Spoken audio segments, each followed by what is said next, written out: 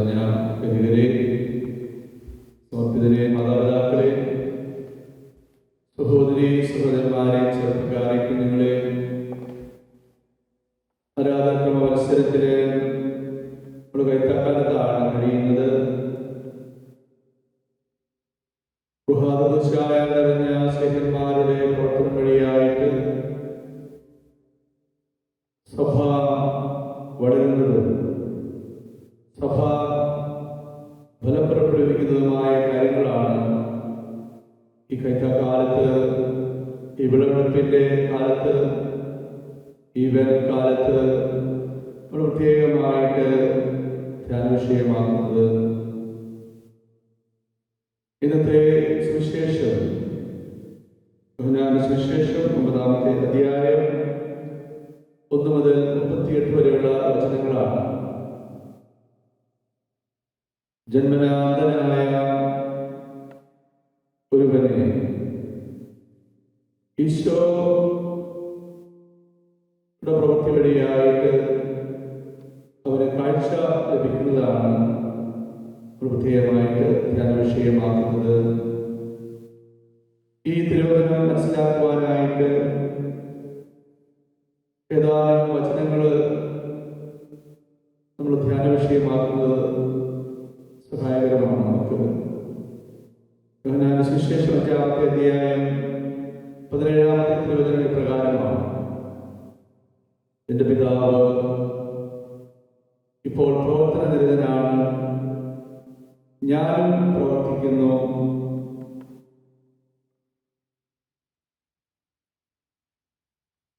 എൻ്റെ പിതാവ് ഇപ്പോൾ പ്രവർത്തന നിരതനാണ്, ഞാനും പ്രവർത്തിക്കുന്നു.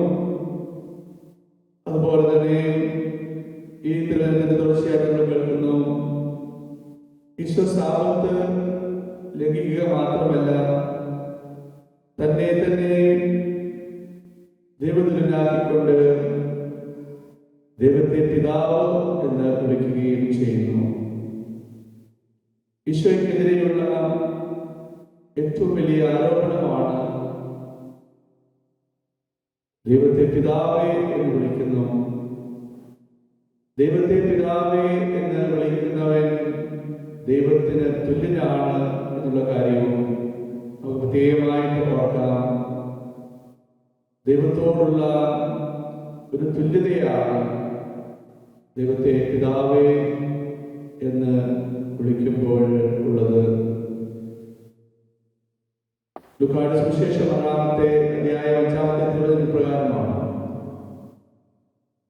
മനുഷ്യപുത്രൻ സാബത്തിന്റെയും കർത്താവാണ്. ലൂക്കായുടെ സുവിശേഷം 12-ാമത്തെ അധ്യായം 12-ാമത്തെ തിരുവചന പ്രകാരമാണ്: സാബത്തിൽ നന്മ ചെയ്യുക അനുവദനീയമാണ്. മർക്കോസിന്റെ സുവിശേഷം 2-ാമത്തെ അധ്യായം 27-28 തിരുവചനം പ്രകാരമാണ്: സാബത്ത് മനുഷ്യന് വേണ്ടിയാണ്, മനുഷ്യൻ സാബത്തിന് വേണ്ടിയല്ല. മനുഷ്യപുത്രൻ സാബത്തിന്റെയും കർത്താവാണ്. അതുപോലെ തന്നെ ഇന്നത്തെ തിരുവചനത്തിന്റെ ഒരു പശ്ചാത്തലം, അത് പഴയ പുറപ്പാടാണ്. ഈജിപ്തിലെ അടിമത്തത്തിലായിരുന്ന ഇസ്രായേൽ ജനം, ആ ഇസ്രായേൽ ജനത്തെ ദൈവം മോശ വഴി മോചിപ്പിക്കുകയാണ്. ഫറവോയുടെ അടിമത്തത്തിൽ നിന്ന് ചെങ്കടൽ കടത്തി മരുഭൂമിയിലൂടെ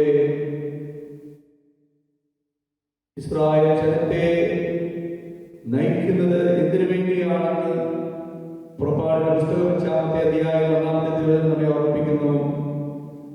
കർത്താവ് കൽപ്പിക്കുന്നു, മരുഭൂമിയിൽ വന്ന് പൂജാ മഹോത്സവങ്ങൾ ആഘോഷിക്കാൻ എൻ്റെ ജനത്തെ വിട്ടയക്കുക.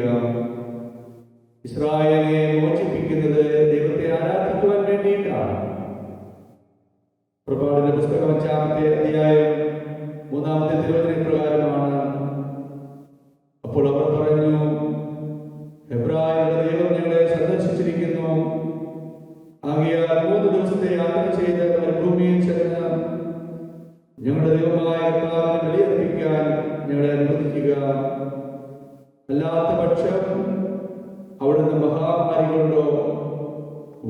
കൊണ്ടോ ഞങ്ങളെ ശിക്ഷിക്കും? നമ്മൾ വായിച്ചു കേട്ട യോഹന്നാന്റെ സുവിശേഷത്തിലെ തുല്യമായിട്ടുള്ള പാരലായിട്ടുള്ള മറ്റ് തിരുവചനങ്ങൾ മർക്കോസിന്റെ സുവിശേഷം 7-ാമത്തെ അധ്യായം 33-ാമത്തെ വചനമാണ്. ഈശോ ബധിരനും മൂകനുമായ ഒരുവനെ ജനക്കൂട്ടത്തിൽ നിന്ന് മാറ്റി നിർത്തി അവന്റെ ചെവികളിൽ വിരലുകളിട്ട് തുപ്പിലും കൊണ്ട് അവന്റെ നാവിൽ സ്പർശിച്ചു. സെമിറ്റിക് പാരമ്പര്യമാണ്, സെമിറ്റിക് വിശ്വാസമാണ്. ഒരു മനുഷ്യന്റെ തുപ്പലിന് സുഖപ്പെടുത്താനുള്ള കഴിവുണ്ട് എന്നുള്ളത്. എന്നാൽ ഈശോ തുപ്പല് ഉപയോഗിച്ചുകൊണ്ട് വലിയ ഒരു പ്രവൃത്തി, ദൈവത്തിന്റെ വലിയൊരു പ്രവൃത്തി ചെയ്യുകയാണ്. മാനുഷികമായിട്ടുള്ള ശാരീരികമായിട്ടുള്ള ഒരു പ്രവൃത്തിയല്ല ഈശോ ഇവിടെ ചെയ്യുന്നത്. സുവിശേഷം 7-ാമത്തെ അധ്യായം 23-24 വചനങ്ങള് ഈശോ അന്ധനെ കൈക്ക് പിടിച്ച് ഗ്രാമത്തിന് വെളിയിലേക്ക് കൊണ്ടുപോയി അവന്റെ കണ്ണുകളിൽ തുപ്പിയ ശേഷം അവന്റെ മേൽ കൈകൾ വെച്ചുകൊണ്ട് ചോദിച്ചു, നീ എന്തെങ്കിലും കാണുന്നുവോ? മനുഷ്യരെ മരങ്ങളെ പോലെ ഞാൻ കാണുന്നു, നടക്കുന്നതായി ഞാൻ കാണുന്നു. ഈശോ വീണ്ടും അവന്റെ മേൽ കൈകൾ വെച്ചു. അവൻ സൂക്ഷിച്ചു നോക്കി, കാഴ്ച തിരിച്ചെത്തുകയും ചെയ്തു. ഈ കാഴ്ചയെ കുറിച്ചുള്ള തിരുവചനങ്ങൾ നമ്മെ ഓർമ്മിപ്പിക്കുന്നത് മാമോദിസായെ കുറിച്ചാണ്. അന്ധകാരത്തിൽ നിന്ന് പ്രകാശത്തിലേക്ക്. ഈ പ്രകാശം ഈശോ തന്നെയാണ്. ഈ പ്രകാശം രക്ഷയാണ്. ഈ പ്രകാശം വെളിപാടാണ്. ഈ പ്രകാശത്തിലേക്ക് ആരെങ്കിലും വരുന്നുണ്ടെങ്കിൽ അത് ഈശോയുടെ പ്രവൃത്തിയാണ്. ഈശോയ്ക്ക് മാത്രമേ ജന്മനാന്തരായിട്ടുള്ള ഒരുവന് കാഴ്ച നൽകുവാനായിട്ട് സാധിക്കുകയുള്ളൂ. യോഹന്നാന്റെ സുവിശേഷം 5-ാമത്തെ അധ്യായം 8-9-10 വചനങ്ങളുടെ പ്രകാരമാണ് ബെത്സേദാ കുളക്കരയിലെ തളർവാദ രോഗിയെ ഈശോ സാബത്തിൽ സുഖപ്പെടുത്തുന്നു. കാരണം സാബത്ത് കർത്താവിനെ പ്രവർത്തിക്കാനുള്ള ദിവസമാണ്. അതേസമയം മനുഷ്യന് കർത്താവിനെ ആരാധിക്കാനുള്ള ദിവസം, ആരാധിച്ച് കർത്താവിന്റെ ഒപ്പം വിശ്രമിക്കാനുള്ള ദിവസമാണ്.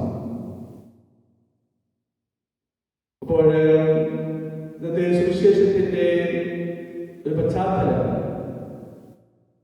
അത് മനുഷ്യന്റെ വിമോചനമാണ്. ഇസ്രായേൽ ജനം ഈജിപ്തിലെ അടിമത്തിൽ നിന്ന് വിമോചിപ്പിക്കപ്പെട്ട ദൈവത്തെ ആരാധിക്കാനാണെങ്കിൽ ഈ പുതിയ പുറപ്പാട് അത് മരണത്തിൽ നിന്നുള്ള ഒരു വിമോചനമാണ്, ഒരു പുറപ്പാടാണ്. ആ പുറപ്പാട് നിത്യജീവനിലേക്കുള്ള പുറപ്പാടാണ്, സ്വർഗത്തിലേക്കുള്ള പുറപ്പാടാണ്, ദൈവത്തോടുള്ള ഒന്നാകലിനുള്ള ഒരു പുറപ്പാടാണ്. നമ്മൾ വായിച്ചു കേട്ട സുവിശേഷത്തിലെ 9-ാമത്തെ അധ്യായം 37-38 വചനങ്ങൾ പ്രകാരമാണ്. ഈശോ ചോദിച്ചു, നീ മനുഷ്യപുത്രനിൽ വിശ്വസിക്കുന്നുവോ?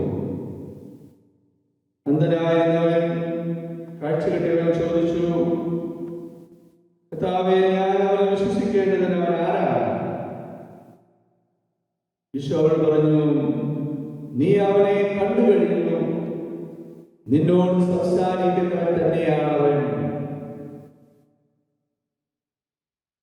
ഒരു ശിഷ്യൻ ആരാണ് എന്ന് വളരെ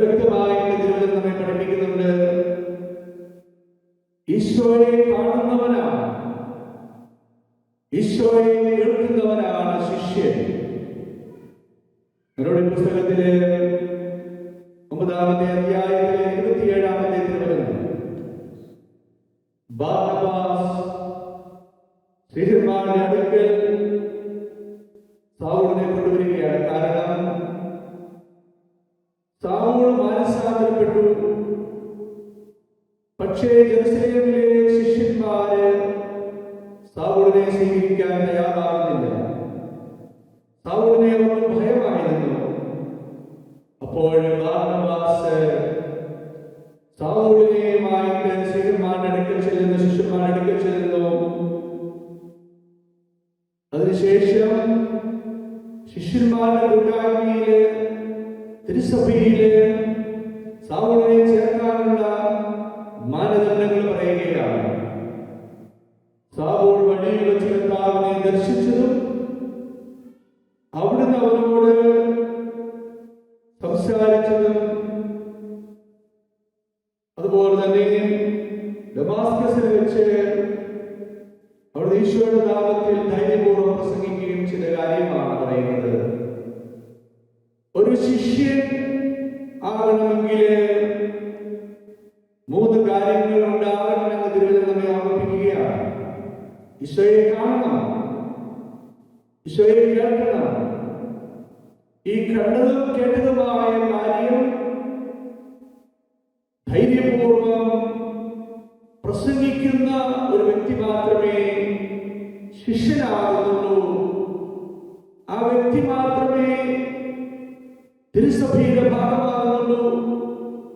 ആ വ്യക്തിക്ക് മാത്രമേ പാപമോചനം സ്വീകരിക്കാനായിട്ട് സാധിക്കുകയുള്ളൂ.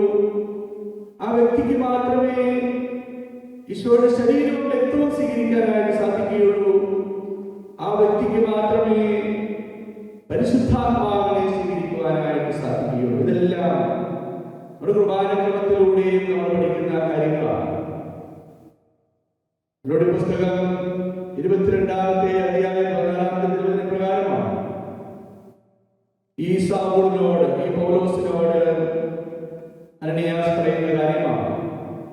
നമ്മുടെ പിതാക്കന്മാരുടെ ദൈവത്തിന്റെ ഹിതമറിയാനും നീതിമാനായവനെ ദർശിക്കുവാനും അവന്റെ അധരങ്ങൾ സരസരിക്കുവാനുമായി അവിടുന്ന് നിന്നെ നിയോഗിച്ചിരിക്കുന്നു. നമ്മുടെ പിതാക്കന്മാരുടെ ദൈവത്തിന്റെ ഹിതം എന്താണ്? ഈ പിതാക്കന്മാരുടെ ദൈവം അയച്ചവനിൽ വിശ്വസിക്കുക എന്നുള്ളതാണ്. നമ്മുടെ പിതാക്കന്മാരുടെ ദൈവത്തിന്റെ ഹിതം അറിയുവാനും നീതിമാനായവനെ ദർശിക്കുവാനും അവന്റെ അധരത്തിൽ നിന്നുള്ള സ്വരശ്രമിക്കുവാനുമായി നീ നിയോഗിച്ചിരിക്കുന്നു, നീ നിന്നെ നിയമിച്ചിരിക്കുന്നു. തുടർന്ന് പറയുന്നത്, നീ എന്തിനാണ് നോക്കിയിരിക്കുന്നത്? അവന്റെ നാമം വിളിച്ചപേക്ഷിച്ചുകൊണ്ട് നിന്റെ പാപക്കറകൾ കഴുകിക്കളയുക. ഈശോയെ കാണുകയും ഈശോയെ കേൾക്കുകയും ചെയ്യുന്നവർക്കാണ് പാപമോചന അനുഭവം ഉണ്ടാകുന്നത്, രക്ഷയുടെ അനുഭവം ഉണ്ടാകുന്നത്. അവന്റെ നാമം വിളിച്ചപേക്ഷിച്ചുകൊണ്ട് പാപക്കറകൾ കഴുകിക്കളയാനായിട്ട് സാധിക്കുന്നത്. യോഹന്നാന്റെ 1-ാം ലേഖനത്തിൽ 1-ാമത്തെ അധ്യായം 1 മുതൽ ഉള്ള വചനങ്ങൾ പ്രകാരമാണ്. ആദ്യം മുതൽ ഉണ്ടായിരുന്നതും ഞങ്ങൾ കേട്ടതും സ്വന്തം കണ്ണുകൊണ്ട് കണ്ടതും സൂക്ഷിച്ചു വീക്ഷിച്ചതും കൈകൊണ്ട് സ്പർശിച്ചതുമായ ജീവന്റെ വചനത്തെ പറ്റി ഞങ്ങൾ അറിയിക്കുന്നു. ഇത് തന്നെയാണ് നമ്മുടെ തുർഗാമയിലെ സുവിശേഷത്തിന് മുമ്പുള്ള തുർഗാമയില് കേൾക്കുന്നത് തന്നെയാണ്. ഇപ്പോൾ യോഹന്നാൻ താൻ കാണുകയും കേൾക്കുകയും ചെയ്തവർ വിശദീകരിക്കുന്നു. ഇപ്പോൾ യോഹന്നാൻ അല്ലെങ്കിൽ ഏതെങ്കിലും സുവിശേഷകൻ താൻ കാണുകയും കേൾക്കുകയും ചെയ്തവർ വിശദീകരിക്കുന്നു. കാണുകയും കേൾക്കുകയും ചെയ്തതാണ് ഒരു സുവിശേഷകൻ വിശദീകരിക്കുന്നത്. അതുപോലെ തന്നെ ഒരു വിശ്വാസി വിശദീകരിക്കേണ്ടതും സംസാരിക്കേണ്ടതും കാണുകയും കേൾക്കുകയും ചെയ്ത കാര്യമാണ്.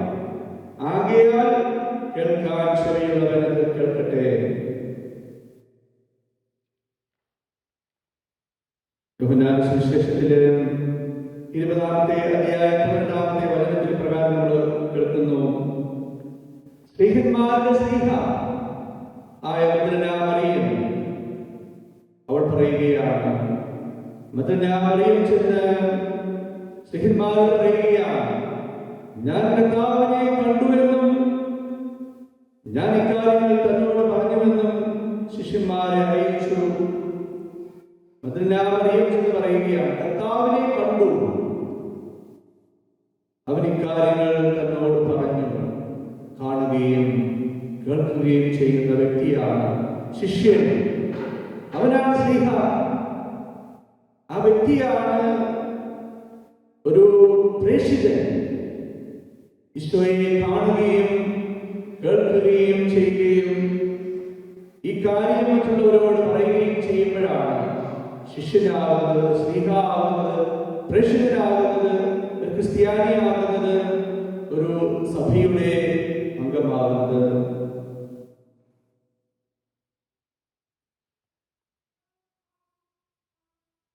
നമ്മളിന്ന് കേട്ട സുവിശേഷത്തിൽ ഇത് തന്നെയാണ് നമ്മൾ കാണുന്നത്. നീ അവനെ കണ്ടു കഴിഞ്ഞു, നിന്നോട് സംസാരിക്കുന്നവൻ തന്നെയാണ് അവൻ. ഈശോയെ കാണുകയും ഈശോയെ കേൾക്കുകയും ചെയ്യുമ്പോഴാണ് നമുക്ക് വിശ്വാസം ഉണ്ടാകുന്നത്. ഈ തിരുവനാന്തരായ പറയുകയാണ്, കർത്താവേ ഞാൻ വിശ്വസിക്കുന്നു എന്ന് പറഞ്ഞുകൊണ്ട് അവൻ ഈശോയെ പ്രണമിച്ചു. ഈശോയെ കാണുകയും ഈശോയെ കേൾക്കുകയും ചെയ്യുന്ന വ്യക്തി ഈശോയെ പ്രണമിക്കും. മലയാളത്തിൽ നമ്മൾ പ്രണമിക്കുമെന്ന് പറയുന്നു, എന്നാൽ ഇംഗ്ലീഷിൽ നമ്മൾ കാണുന്നത് വർഷിപ്പ് എന്നാണ്. അവൻ ഈശോയെ ആരാധിച്ചു. ഇറ്റാലിയൻ ഭാഷയില് തുല്യമായി നമ്മൾ കാണുന്നത് ശ്രീ പ്രോസ്ട്രോ ദിനാൻസി ആലു, അവന്റെ മുമ്പിൽ സാഷ്ടാംഗം പ്രണമിച്ചു എന്നാണ്. ഈശോ യഥാർത്ഥത്തിൽ നമ്മൾ കണ്ടു കഴിഞ്ഞാല് നമ്മുടെ പെരുമാറ്റം ഈ സാഷ്ടാംഗം പ്രണമിക്കുക എന്നുള്ളതാണ്. സുവിശേഷത്തില് ആവർത്തിച്ച് നമ്മൾ കാണുന്ന കാര്യമാണ്. ഈശോയുടെ ദൈവമെന്ന നിലയിലുള്ള പ്രവൃത്തി കണ്ടവരെ സ്വീകരിച്ചവരെല്ലാം ഇതുപോലെ ഈശോയെ കുമ്പിട്ട് ആരാധിച്ചവരാണ്. പക്ഷേ കുമ്പിട്ട് ആരാധിക്കാത്ത ആർക്കും ഈശോയുടെ ദൈവം എന്നുള്ള പ്രവൃത്തി കാണാനോ സ്വീകരിക്കാനോ സാധിച്ചിട്ടില്ല. ഉദാഹരണം മാർത്തായുടെയും മറിയത്തിന്റെയും കാര്യമാണ്. മാർത്ത പ്രാർത്ഥിക്കുന്നതും മറിയം പ്രാർത്ഥിക്കുന്ന ഒരേ വാക്കുകളാണ്. നീ ഇവിടെ ഉണ്ടായിരുന്നെങ്കിൽ എന്റെ സഹോദരൻ മരിക്കുമായിരുന്നില്ല. അവനാണ് സുവിശേഷം 14-ാമത്തെ അധ്യായത്തില്. എന്നാൽ കുമ്പിട്ട് ആരാധിക്കാതെ മാർത്ത ഒരു കാര്യം കൂട്ടിച്ചേർക്കുകയാണ്, പക്ഷെ നീ പ്രാർത്ഥിക്കുന്നതെല്ലാം ദൈവം സാധിച്ചതെന്ന് എനിക്കറിയാം. എന്നാൽ അതിന് പകരമായിട്ട് മറിയം ചെയ്യുന്നതും കണ്ടപ്പോൾ തന്നെ ഈശോയെ സാഷ്ടാംഗം പ്രണമിച്ച് അവന്റെ കാൽക്കൽ വീണിട്ട് ആരാധിച്ചുകൊണ്ട് പറഞ്ഞു, നീ ഇവിടെ ഉണ്ടായിരുന്നെങ്കിൽ എന്റെ സഹോദരൻ മരിക്കുമായിരുന്നില്ല. ആ പ്രാർത്ഥന തീരുന്നതിന് മുമ്പായിട്ട് തന്നെ ഈശോ പ്രവർത്തിക്കാൻ ആരംഭിക്കുകയാണ്. ദൈവം എന്ന നിലയിലുള്ള ഈശോയുടെ പ്രവൃത്തി നമുക്ക് ലഭിക്കണമെങ്കിൽ അതിൻ്റെ മാനദണ്ഡം ആരാധനയാണ്. പക്ഷെ ആരാധിക്കാതെ ഈശോയുടെ ദൈവം എന്ന നിലയിലുള്ള പ്രവൃത്തി ഉണ്ടാവില്ല. കാരണം നമ്മൾ കാണുന്നുണ്ട്, വിശ്വസിക്കാത്ത സ്ഥലങ്ങളില്, വിശ്വാസക്കുറവുള്ള സ്ഥലങ്ങളില് വലിയ കാര്യങ്ങൾ ചെയ്യാനായി ഈശോയ്ക്ക് സാധിച്ചില്ല. ഏതാനും പേർക്ക് രോഗശാന്തി നൽകാൻ മാത്രമേ ഈശോയ്ക്ക് സാധിച്ചുള്ളൂ. വിശ്വാസക്കുറവുള്ളിടത്ത് ഈശോയുടെ പ്രവൃത്തി വിശ്വസിക്കുക എന്ന് പറഞ്ഞാല് സാഷ്ടാംഗം പ്രണമിക്കുക, ആരാധിക്കുക എന്നാണ്. വിശ്വാസം ഉണ്ടെങ്കിൽ ആരാധന ഉണ്ടാവും. ഇന്നത്തെ സുവിശേഷം നമ്മെ വളരെ വ്യക്തമായി പഠിപ്പിക്കുന്ന കാര്യമാണ്. കർത്താവേ ഞാൻ വിശ്വസിക്കുന്നു എന്ന് പറഞ്ഞുകൊണ്ട് അവൻ ഈശോയെ പ്രണമിച്ചു. അപ്പോൾ വിശ്വസിക്കാനായിട്ട് നമുക്ക് സാധിക്കണം. ഈ വിശ്വാസത്തിലേക്ക് വരുന്ന ഒരു വ്യക്തി ഏതെല്ലാം അനുഭവത്തിലൂടെ കടന്നു പോകണമെന്നും സുവിശേഷം നമ്മെ ഓർമ്മിപ്പിക്കുന്നുണ്ട്. നമ്മൾ വായിച്ച സുവിശേഷത്തില് ഈ ജന്മനാഥനായവനെ അവന്റെ മാതാപിതാക്കന്മാർ തള്ളി പറയുന്നുണ്ട്. അവന്റെ ഗുരുക്കന്മാരെ അമ്മമാരെ തള്ളി പറയുന്നുണ്ട്. അങ്ങനെ ഒരു സഹനത്തിലൂടെയാണ് ഈ ശിഷ്യൻ കടന്നു പോകുന്നത്. നമ്മൾ വായിച്ചു കേട്ട മൂന്നാമത്തെ വായനയില് ക്രിസ്തുസഭയ്ക്ക് രണ്ടാമത്തെ ലേഖനത്തിൽ നിന്ന് നമ്മൾ വായിച്ചു കേട്ടു. അവിടെ ക്രിസ്തുസഭയ്ക്ക് സഭയോട് പറയുന്ന കാര്യം അവരനുഭവിക്കുന്ന സഹനത്തെ കുറിച്ചാണ്. ഒരു വിശ്വാസിക്ക് ഒരേ സമയം സഹനമുണ്ടാകും, അതോടൊപ്പം തന്നെ ആശ്വാസവും ഉണ്ടാകും. കാരണം അവൻ വിശ്വസിക്കുന്നത് ഒരേ സമയത്ത് ക്രൂശിതനും ഉദ്ധിതനുമായ കർത്താവിലാണ്. നമ്മൾ വിശ്വസിക്കുന്നത് ഒരേ സമയത്ത് ക്രൂശിതനും ഉദ്ധിതനുമായ കർത്താവിലാണ്. ആ ക്രൂശിതന്റെ അനുഭവത്തില് സഹനത്തിൽ നമുക്ക് പങ്കുണ്ടാവും. അതോടൊപ്പം തന്നെ അവന്റെ ഉത്ഥാനത്തില് അവന്റെ മഹത്വത്തിൽ നമുക്ക് പങ്കുണ്ടാവും. ലൂക്കായുടെ സുവിശേഷം 14-ാമത്തെ അധ്യായം 26-ാമത്തെ തിരുവചന പ്രകാരമാണ്. സ്വന്തം പിതാവിനെയും മാതാവിനെയും ഭാര്യയെയും മക്കളെയും സഹോദരന്മാരെയും എന്നല്ല, സ്വജീവനെ തന്നെ വെറുക്കാതെ എന്റെ അടുത്ത് വരുന്ന ആർക്കും എന്റെ ശിഷ്യനായിരിക്കാൻ സാധിക്കുകയില്ല. എന്തുകൊണ്ടാണ് ഇന്ന് ക്രൈസ്തവ നാമങ്ങളുള്ളവര് എന്നാൽ ക്രൈസ്തവരെ പോലെ ജീവിക്കാത്തവര്? അവർ കർത്താവിനെ കാണാനായി സാധിക്കുന്നില്ല, അവർ കർത്താവിനെ കേൾക്കാൻ സാധിക്കുന്നില്ല, അവർക്ക് കർത്താവിനെ ആരാധിക്കാൻ സാധിക്കുന്നില്ല. 3 കാര്യങ്ങൾ പ്രധാനപ്പെട്ടതാണ്. ഈശോയെ കാണുക, ഈശോയെ കേൾക്കുക, ഈശോയെ ആരാധിക്കുക. കാണുകയും കേൾക്കുകയും ആരാധിക്കുകയും ചെയ്യുന്ന വ്യക്തി തീർച്ചയായും ഈ കാര്യം മറ്റുള്ളവരോട് പറഞ്ഞിരിക്കും. പറഞ്ഞു, the most beautiful thing in the world is to know Jesus and to speak to others of our friendship with him. ഏറ്റവും സുന്ദരമായിട്ടുള്ള കാര്യം ചെറുപ്പക്കാരോടാണ് അദ്ദേഹം പറഞ്ഞത്. ചെറുപ്പക്കാർ വിചാരിക്കും ഈ കണ്ണുകൊണ്ട് ബാഹ്യമായ കണ്ണുകൊണ്ട് കാണുന്നതാണ് സുന്ദരമായിട്ടുള്ളതെന്ന്. എന്നാൽ അതല്ല, നിത്യമായിട്ടുള്ള ഒരു സൗന്ദര്യമുണ്ട്. The most beautiful thing in the world is to know Jesus. To know Jesus. അറിയുക. ഈശോയെ അറിയണമെങ്കിൽ പരിത്യജിക്കണം, എല്ലാം പരിത്യജിക്കണം, സ്വയം പരിത്യജിക്കണം. അപ്പോൾ മാത്രമേ സ്വയം പരിത്യജിച്ച് സ്വയം ശൂന്യമാക്കിയ ഈ ദൈവത്തെ അറിയുവാനായി നമുക്ക് സാധിക്കുകയുള്ളൂ.